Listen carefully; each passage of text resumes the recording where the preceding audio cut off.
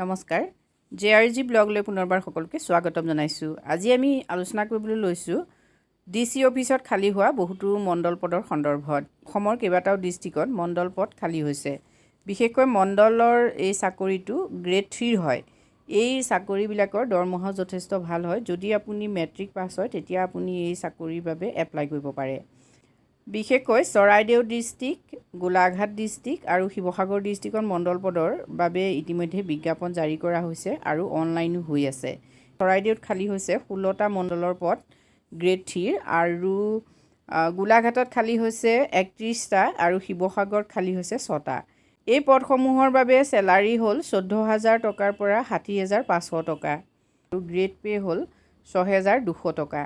18 বছৰৰ পৰা 40 বছৰৰ ভিতৰত হ'লে আপোনালোকে লাট মণ্ডলৰ পদৰ বাবে আবেদন কৰিব পাৰিব। লগতে এজ ৰিলেক্সেশ্যন থাকিব। OBC MOBC কেণ্ডিডেটৰ বাবে 3 বছৰ থাকিব, অৰ্থাৎ 43 ইয়েৰ্ছ হ'লেও OBC বা MOBC কেণ্ডিডেটে এপ্লাই কৰিব পাৰিব। আৰু SC STP আৰু STH কেণ্ডিডেটৰ বাবে 5 বছৰ ৰিলেক্সেশ্যন থাকিব, মানে 45 ইয়েৰ্ছ হ'লেও আপুনি এপ্লাই কৰিব পাৰিব। আৰু PWD কেণ্ডিডেটৰ বাবে 10 ইয়েৰ্ছ থাকিব, মানে 50 বছৰৰ ভিতৰত PWD কেণ্ডিডেটে এপ্লাই কৰিব পাৰিব। এই পদসমূহৰ বাবে যদি আপুনি এপ্লাই কৰে তেতিয়াহ'লে কোনো ধৰণৰ এপ্লিকেশ্যন ফিজ দিব নালাগে।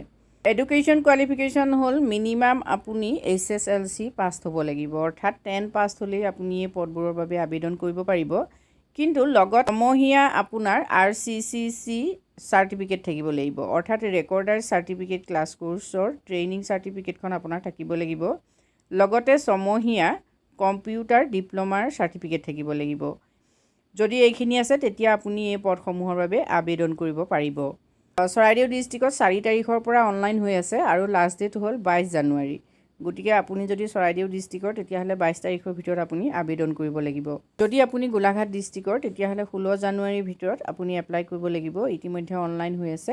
আৰু যদি আপুনি শিৱসাগৰৰ তেতিয়াহ'লে আপুনি 20 তাৰিখৰ ভিতৰত এপ্লাই কৰিব লাগিব, অৰ্থাৎ 20/1/2023 হ'ল শিৱসাগৰ ডিষ্ট্ৰিক্টত লাষ্ট ডেট। এতিয়া আপোনালোকে যদি এই পদসমূহৰ বাবে এপ্লাই কৰিব খুজিছে তেতিয়াহ'লে ডেছক্ৰিপশ্যন বক্সৰ লিংকত গৈ আপোনালোকে অফিচিয়েল ন'টিফিকেশ্যন কেইখন চাই ল'ব। যদি আপুনি শিৱসাগৰ ডিষ্ট্ৰিক্টৰ তেতিয়াহ'লে http.sivasagar.nic.in ত গৈ আপোনালোকে সবিশেষ তথ্যখিনি চাব পাৰে।